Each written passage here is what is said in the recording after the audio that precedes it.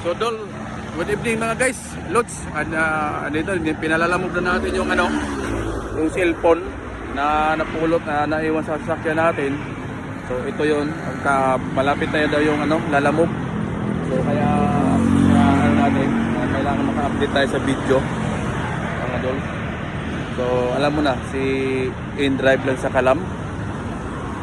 So yun lang, kaya update natin. Baka ito na yun, si lalamog. Nagdahan-dahan na. Baka ito. Sana yun, lumampas yata.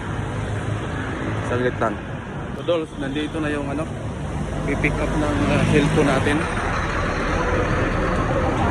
So ito. Kaya boss. So ito yung pipick up.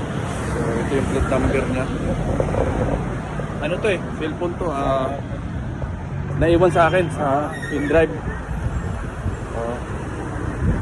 So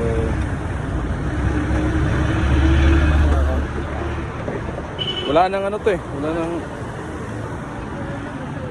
sige, saglit lang. Yan, pagka-parehas